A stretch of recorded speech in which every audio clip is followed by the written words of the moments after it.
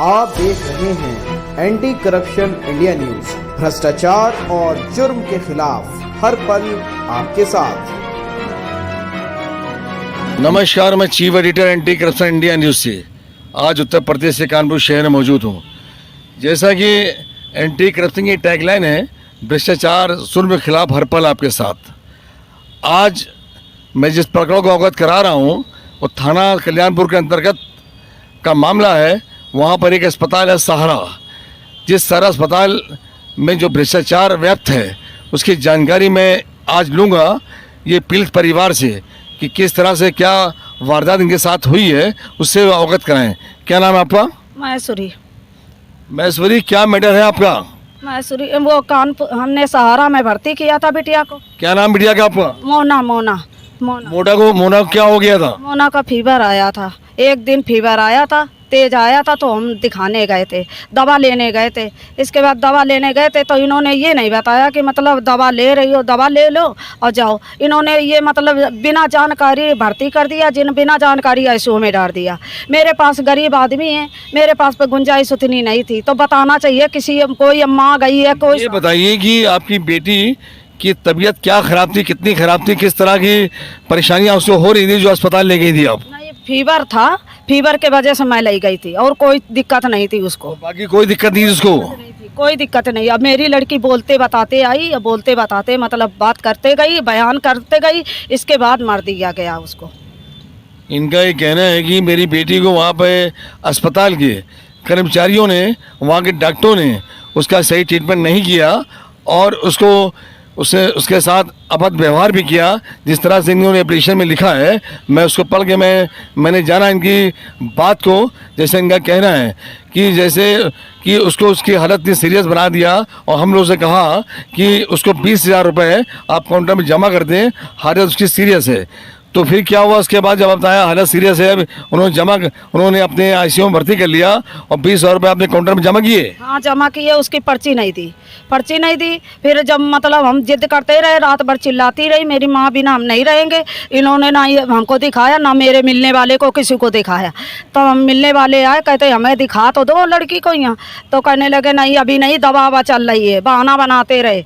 इसके बाद में काउंटर में बात हो रही थी, तब ये सुन रहे थे, हमें ये नहीं पता था मेरी लड़की के साथ है। वो उन्होंने कहा कि हाँ नई लड़की है, तो हम ये नहीं जानकारी कर पाते थे कि मेरी लड़की है। इसके बाद सुबह 4 बजे जिद मेरा बेटा कहने लगा मम्मी देखो चलो। हमने कहा हमारी बिटिया का रात भर हम टहलते रहे, हमको बताया नहीं कि मतलब हम कहते थे हमें टहलते रहे रात भर। तो कहने लगे क्यों यहाँ टहलती रहती हो? हमने मेरी लड़की रो रही है, हमको आवाज़ सुनाई पा रही, मम्मी बिना नहीं रहती है। इसके बाद नहीं दिखाया। उसने 4 बजे हमको मिलने दिया। 4 बजे जब मिलने दिया तो उसने बताया कि बेटी मम्मी इसने मेरी ये बदतमीज डॉक्टर को मेरे आंखों से हटा दो। तो हमने कहा नहीं बेटा, ये तो डॉक्टर हैं, भैया हैं। तो कहने लगे नहीं, ये भैया है कि ये बदतमीज है? कहने लगे भैया है तो कि बदतमीज। हमने कहा, जब हमने कहा बेटा इसे ना बोलो, तो उसने कहा डॉक्टर ने, हाँ गलती हो गई आंटी। हमने क्या गलती हो गई? आपकी माँ बहनें नहीं है क्या? आपके माँ बहनें नहीं है? तो उसने मेरा इतने में हमारे कहने में विरोध किया। उसने मेरा हाथ पकड़ के उसने खींच के बाहर कर दिया।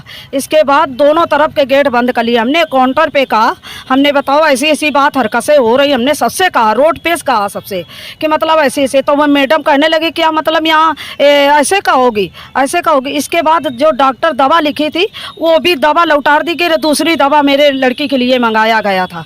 इसके बाद मतलब मेरी लड़की 15-20 मिनट बाद मेरी लड़की को रिफर कर दिया गया था।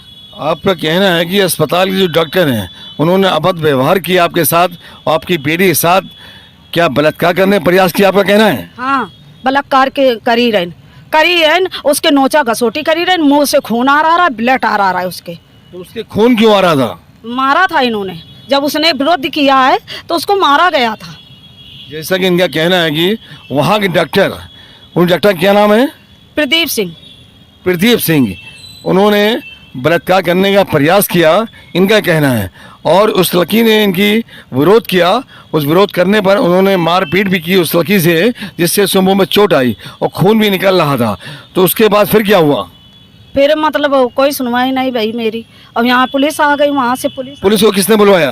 पुलिस वही डॉक्टर साहब ने बुलवाया था, मेरी तरफ से नहीं आई थी, उसी तरफ से आई थी। तो कह रहे बाद में कहने लगे मिट्टी ले जाओ, वहाँ ले जाओ, हाईलाइट है। हमने हाईलाइट के पोजीशन नहीं मेरी लड़की को, हाईलाइट ले जाने का काबिल नहीं, मेरी लड़की मर चुकी है। हमने कहा कुछ नहीं यहाँ को। आप कब से कह रहे थे कि हाईलाइट ले जाओ, उस वक्त आपने अपनी बेटी को देखा था? हाँ हमने देखा था, बिटिया खत्म हो चुकी थी। वो खत्म हो चुकी थी।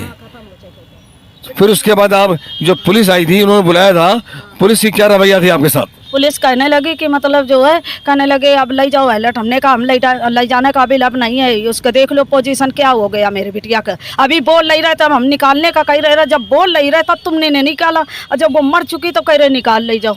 इसके बाद भैया हमको धमकी दे रहे थे वहाँ पुलिस वाले, न पुलिस वहाँ चौकी वाले न सुन रहे थे और न थाने वाले, कोई मेरे पर गरूर रहे थे। सब कह रहे थे मिट्टी बांधो, वहाँ ले जाओ चिलघर में। जिस हिसाब से इनका कहना है, जिस तरह बता रही हैं, अपने बयान में कह रही हैं, पुलिस और अस्पताल के साठगांठ से ये मामला चल रहा था और किस तरह से पुलिस प्रयास कर रही थी कि उस अस्पताल वालों को बचाने का और इस पीड़ित महिला को लाश देकर वापस भेजा जा रहा था कि महिला ने कहा मेरी बेटी तो ख़त्म हो चुकी है, मैं लाश इस तरह नहीं लूँगी। तो इस पर पुलिस वालों ने इनको धमकी दी और इनको परेशान किया। और उसके बाद फिर क्या हुआ? फिर चिलघर में भेज दिया गया हमको, चिलघर में लड़की ले जाओ, अभी सब सुलाना अभी हो जाएगा, सब मैटर अभी जो है वो तुमको हम समझा, वो देखेंगे, बाद में देखा जाएगा, पहले इसको लड़की को ले जाओ। इसके बाद लड़की उन्होंने उठवा दी थी, हमें जानकारी नहीं थी ये क्या मेरे संगे हो रहा है। पुलिस वाले उसका क्या पोस्टमार्टम हुआ था? हाँ पोस्टमार्टम हुआ था। इसके बाद वहाँ रिपोर्टें और सब, मतलब यहाँ तक का कि जो कैमरा लगे थे वो भी चेक करिए नहीं गए, चेक मतलब हो जाते हैं। अब उसने लगा डिलीट कर दिया, उसमें नहीं दिखाया। इसके बाद रिपोर्टें हमको नील दिखाया। जब नील थी मेरी लड़की तो बीमारी किस बात की थी?